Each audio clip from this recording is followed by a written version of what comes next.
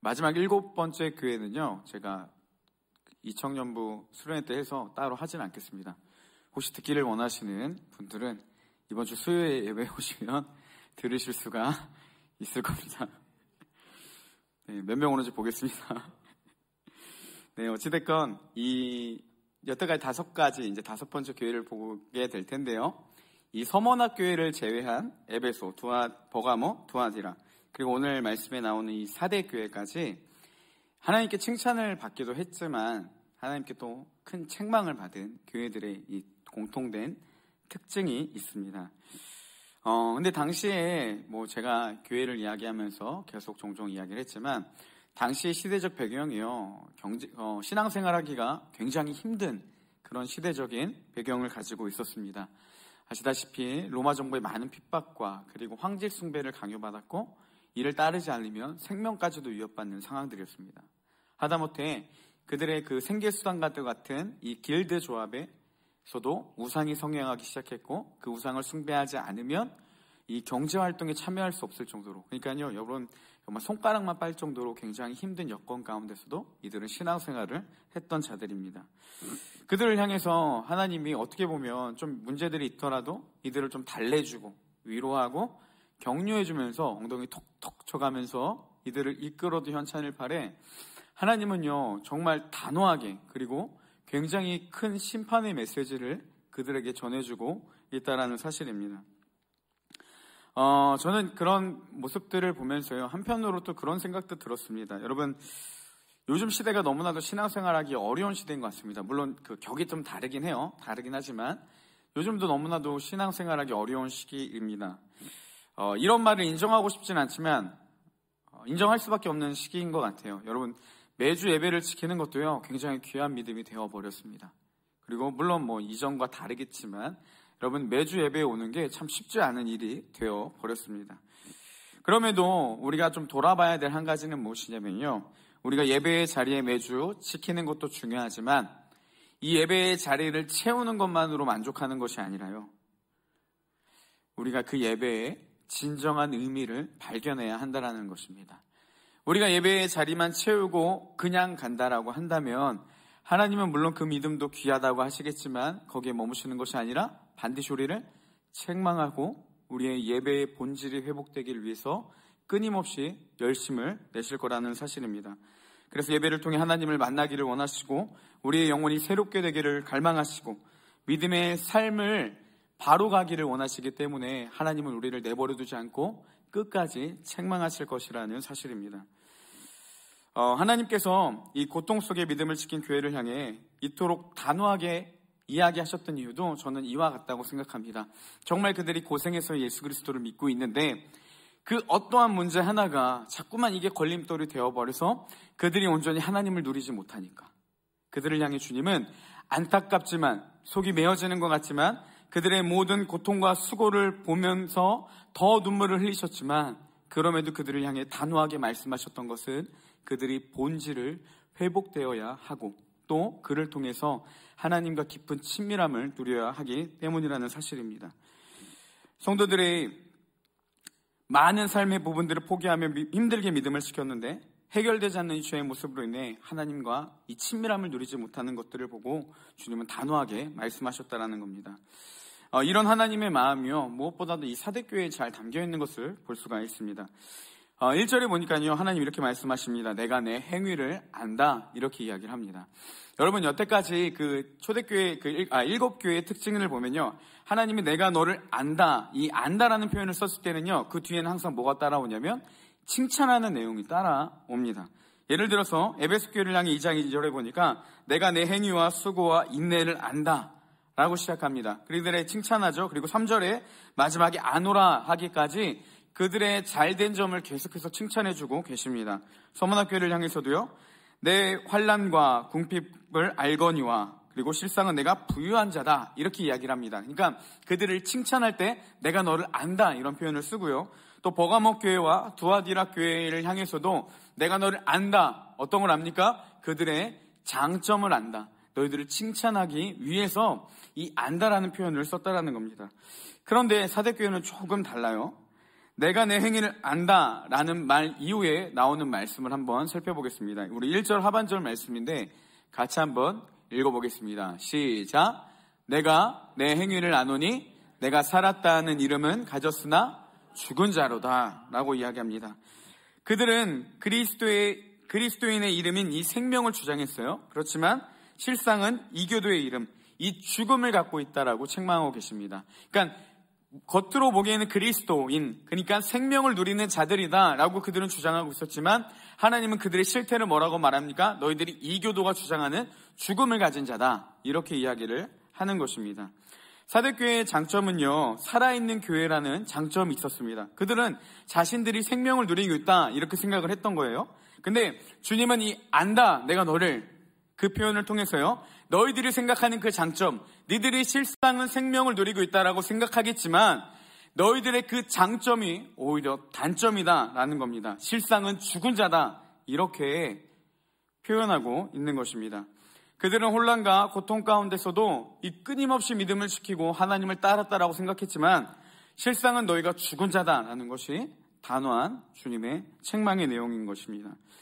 그리고 이 살았다라고 번역된 헬라어 자어는요, 이 생명을 창출하다라는 뜻을 가지고 있습니다. 그러니까 그들은 자기들이 생명을 누리고 있다, 창출해낸다라고 생각했지만 주님은 이 죽음이라는 말을 쓰시죠. 이 죽음으로 번역된 헬라어 네크로스는요, 이 도덕적으로 그리고 영적으로 부족해서 아무런 효용이 없는 그런 상태를 이야기를 합니다. 그러니까 자신들은 교회 안에 생명이 있다라고 외쳤는데 하나님은 그들을 어떻게 평가하시냐? 너희들이 도덕적으로도 영적으로도 부족해서 아무런 효용이 없다, 이렇게 이야기를 하고 있습니다. 그러니까 이렇게 볼 수 있는 겁니다.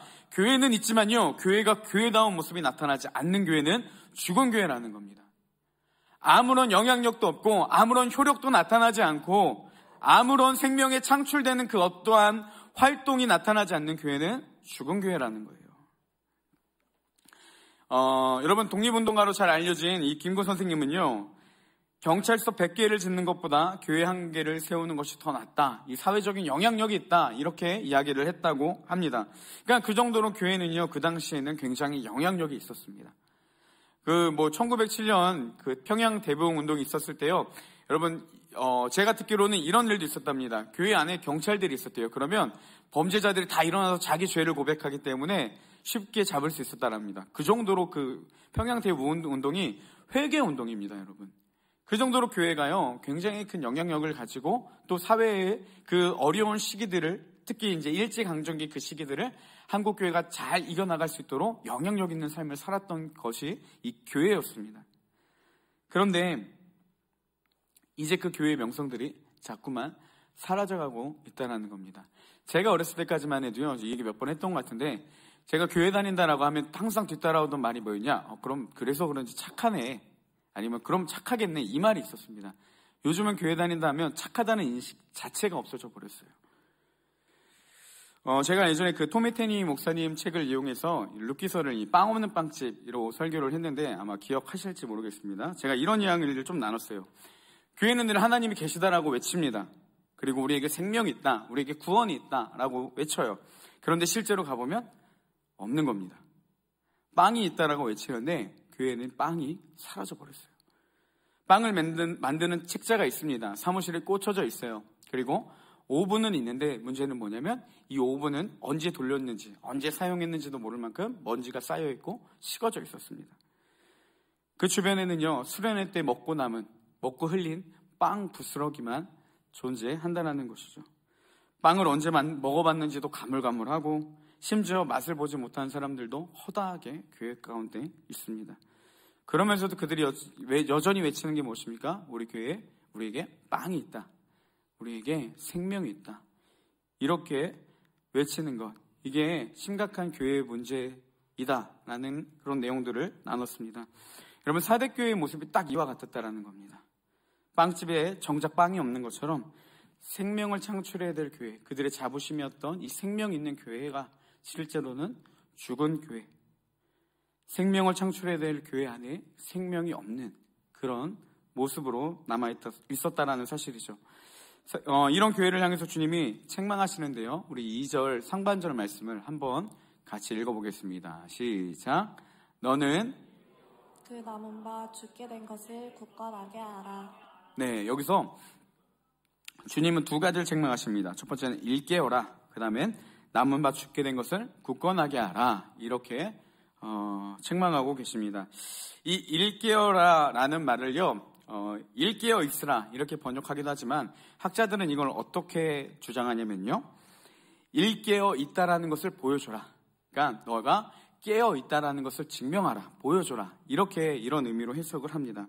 그러니까 사대교회는요, 영적인 잠을 자고 있었기 때문에 너희가 생명이 있으면 있다라는 걸 보여줘라. 다시 말하면 너희가 깨어 있다면 깨어 있다라는 것을 증명하라는 겁니다. 이게 일깨어라는 단어의 뜻이라는 거죠. 이 사대라는 지방의 특징이 어떤 특징이 있냐면요, 여러분 삼면이 그러니까 절벽으로 둘러싸여 있습니다. 그리고 이제 한쪽 그 산과 인접해 있는 남쪽 진영에서만 이 성을 접근할 수가 있었어요. 그러니까 군사적으로 굉장히 그 난공불락, 이런 그 군사적 좋은 요충지 중에 하나가 이 사대의 성이었습니다. 그래서 그 누구도 함락할 수 없었던 굉장히 견고한 성이 이 사대의 특징이었습니다. 그래서 이런 말이 있었다고 합니다. 사대를 함락시켰다라는 말은 불가능을 이루었다, 이런 말로 표현될 정도로 이 성을 점령하는 게 쉽지가 않았다는 거예요. 근데 이 성을 점령한 두 번의 사건이 있었는데요, 두 개 다 공통된 특징이 뭐냐면 몰래 그 적은 인원들을 첩자로 보내서 성문을 몰래 열게 했다고 합니다. 그래서 그 열어진 성문을 향해서 진군해서 그 성을 함락한 일이 두 번 있었다고 합니다. 이 두 가지의 특징이 뭐냐면요, 여러분 성문을 지키는 파수꾼이요, 잠들어 있었다는 겁니다.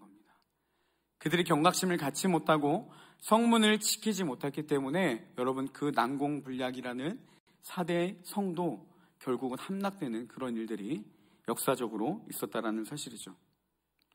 그러니까 결국 문을 지키는 파수꾼의 부주의로 성이 함락되었습니다. 파수꾼이 깨어있지 못해서 그 견고한 성이 함락됐던 것처럼 영적으로 깨어있지 못한 교회는 반드시 무너질 수 있다라는 그런 영적인 경각심을 불러주고 있는 말이 이 일깨어라는 표현입니다.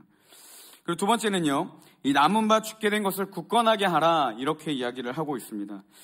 주님은 1절에서 사대교회를 죽은 상태다라고 평가하셨어요. 그런데 모두가 죽은 상태인 건 아니었습니다. 그들 중에 남아있는 자들이 있었는데 여러분 4절에 보니까요, 그들에게 그 옷을 더럽히지 아니한 자 몇 명이 있었다라고 이야기를 하고 있습니다. 그러니까 그 남아있는 자들, 여전히 생명을 유지하고 있는 자들을 어떻게 하라고 교회에 책망하냐면 굳건하게 하라, 이렇게 이야기를 하고 있습니다. 여러분, 죽어있는 교회의 무서움이 무엇이냐면요, 남아있는 자들도 죽게 만드는 위험이 있다는 겁니다. 그러니까 주님 뭐라고 말씀하십니까? 남아있는 자들을 굳건하게 하라는 거예요. 교회의 어두움이 열심히 하는 자들까지도 죽이고 공동체의 무너짐에 대한 경고를 해주는 굉장히 무서운 메시지가 이 안에 담겨 있다는 겁니다. 결국 생명을 창출하지 못하는 교회는요, 남아있는 자들의 생명마저도 앗아가는 그런 위험을 초래할 수 있다는 것이 오늘 본문의 말씀입니다. 여러분, 교회는 어떤 곳입니까? 교회는요, 예수 그리스도를 구주로 시인하는 자들의 모임입니다. 그리고 이 안에서는요, 가르치고 양육하며 복음을 전하는 곳이 교회입니다. 생명이신 주님을 가르치는 곳, 생명이신 주님의 제자를 양육하는 것, 주님의 생명 되심을 전하는 곳이 교회라는 사실이에요. 결국 이렇게 정리할 수 있습니다. 주님의 제자들이 세우는 곳이 교회이고 생명을 누리고 전하며 영혼을 살리는 것이 교회입니다.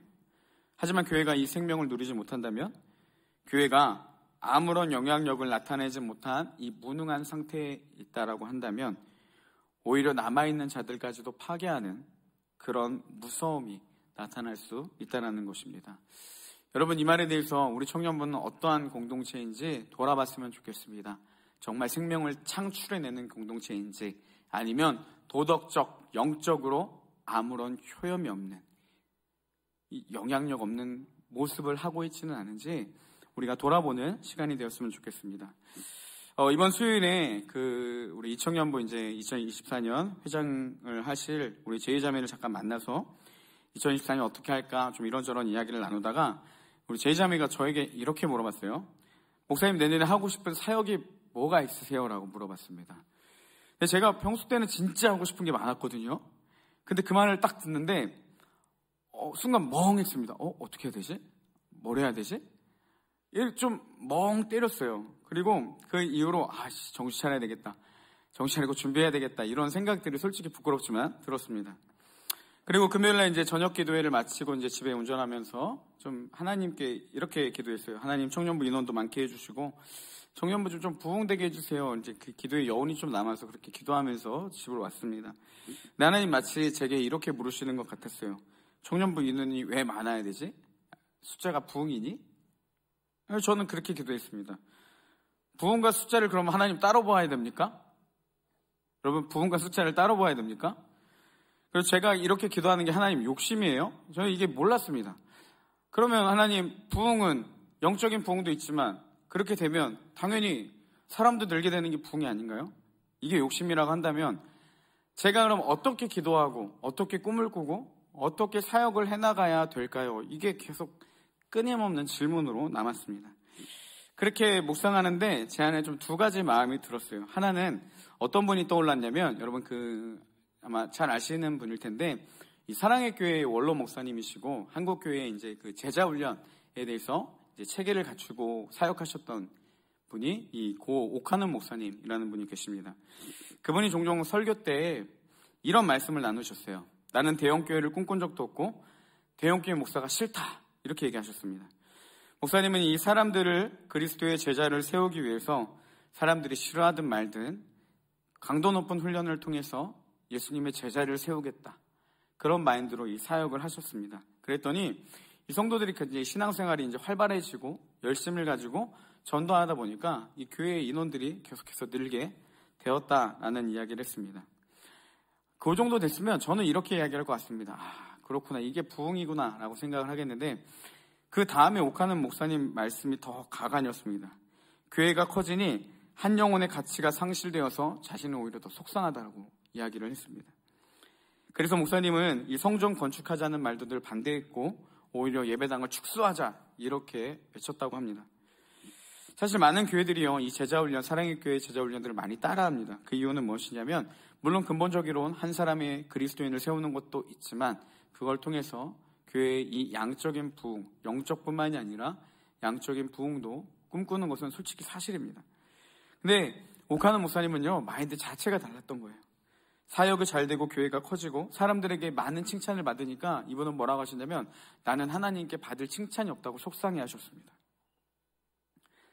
많은 사람이 아니더라도 한 사람을 잘 세우자 이런 마인드로 사역을 하셨다라고 이야기를 하는 것들을 들으면서 좀 마음에 많은 감동이 있었습니다. 그렇게 목사님의 설교를 다시 유튜브로 찾아보면서 수요일에 제자매가 저에게 했던 질문, 목사님 어떤 사역을 하고 싶으세요? 이 말에 해답을 찾았습니다. 저는 해답을 저거로 정했어요.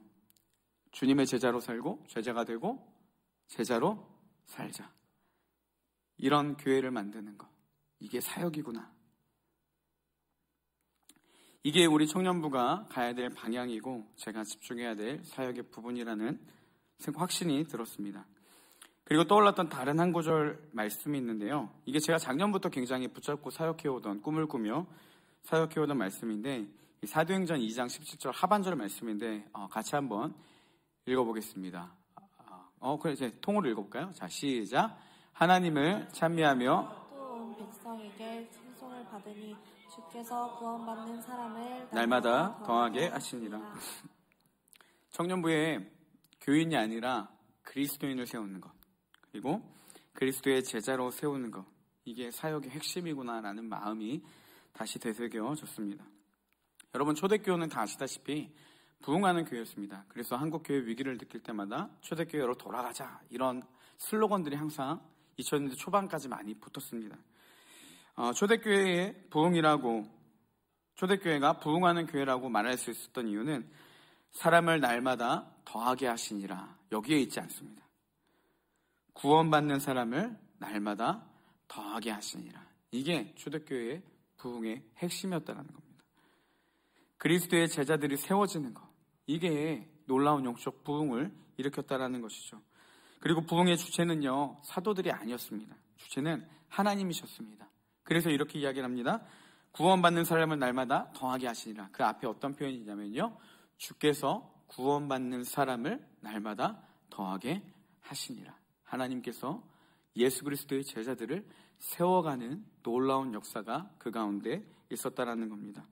사도들이요, 예수님을 믿고 이 성령 충만함을 받아 그들의 삶이 바뀌기 시작했습니다. 그러자 예수님을 따랐을 때만 해도 그들의 엉망이었던 삶이 이제는 어느 곳에 나가든지 예수 그리스도를 증거하는 복음의 전달자가 되었습니다. 그러자 그들의 복음을 듣고 다른 이들의 삶이 바뀌기 시작합니다. 그들이 성령의 충만함을 얻게 되고 그들이 나아가서 동일하게 복음을 나누고 삶을 나눴더니 하나님께서 그들 가운데 믿는 자들을 더하게 하시는 은혜가 주어졌다라는 사실입니다. 여러분, 이 은혜는요, 그리스도인들이 그리스도인다운 삶을 살아갈 때 그들의 삶이 변해서 예수 그리스도의 증인된 능력이 나타날 때 이 공동체 가운데 주시는 부흥이자 은혜라는 사실입니다. 그래서 47절은 이렇게 기록합니다. 하나님을 찬미하며 또 온 백성에게 칭송을 받으니 주께서 구원받는 사람을 날마다 더하게 하시니라. 삶이 바뀌어서 하나님을 찬양하게 되고 선한 모습으로 삶이 변화되어서 나누다 보니까요, 온 사람들에게 칭송을 받게 되자 하나님께서 그 공동체 가운데 믿는 사람을 더하게 하시는 놀라운 은혜가 그들에게 주어졌다는 사실입니다. 이것이 우리가 꿈꾸며 나아가야 될 공동체의 본질이라는 사실입니다. 그러면 우리는 어떻게 해야 되겠습니까? 예수 그리스도의 제자가 되어야 되고 예수 그리스도의 제자로 살아야 되고 예수 그리스도의 제자가 세워지는 교회가 되어야 한다는 것입니다.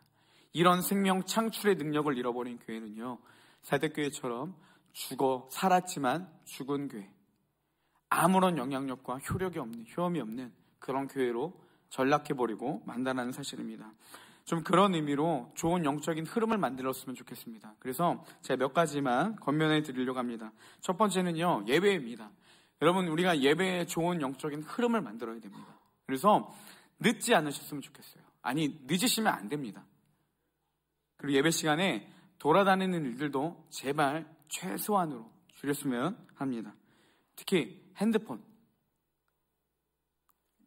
어떤 분들은 시작부터 끝까지 이게 현장 예배인지 영상 예배인지 헷갈리는 하시는 분들이 있는 것 같은데, 여러분 제발 핸드폰은 꼭 절제해 주셨으면 좋겠습니다.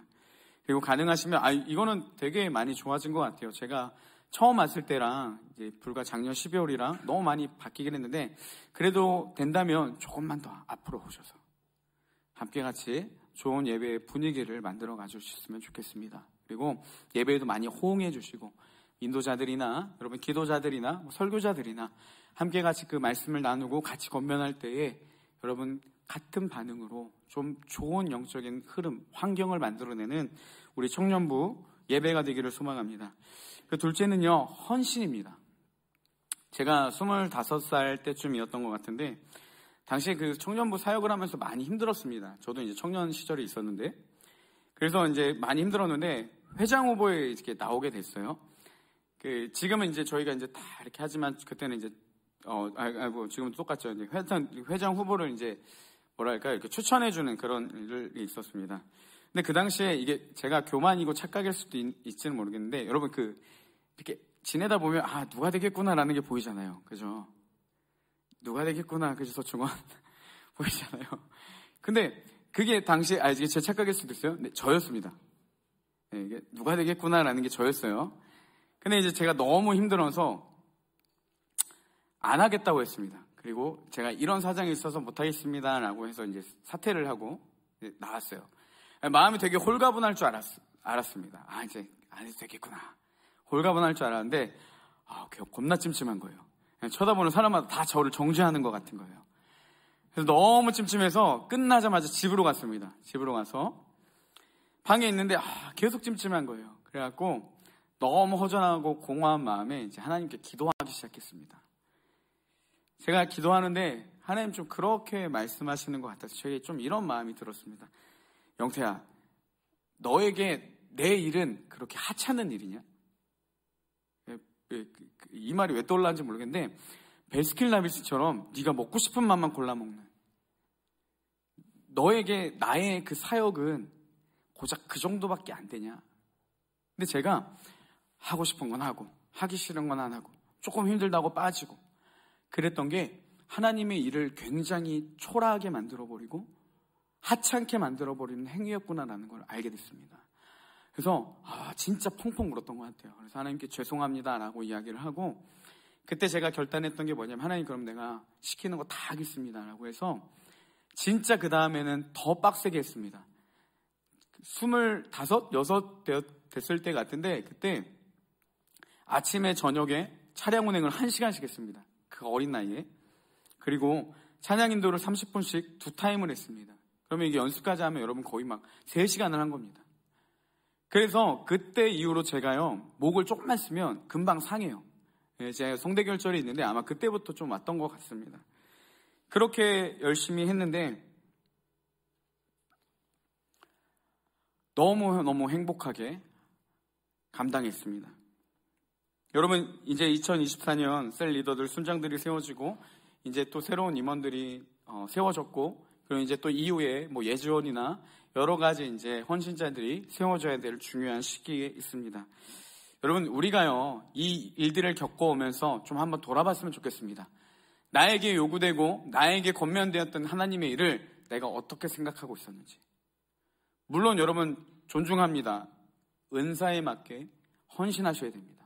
그건 하나님이 주신 선물이에요. 반대로 내게 주어진 은사가 있는데 그것을 가지고 튕기기만 하면서 하나님의 일을 내가 너무나도 하찮게 여기지는 않았는지 돌아볼 필요가 있다는 것입니다.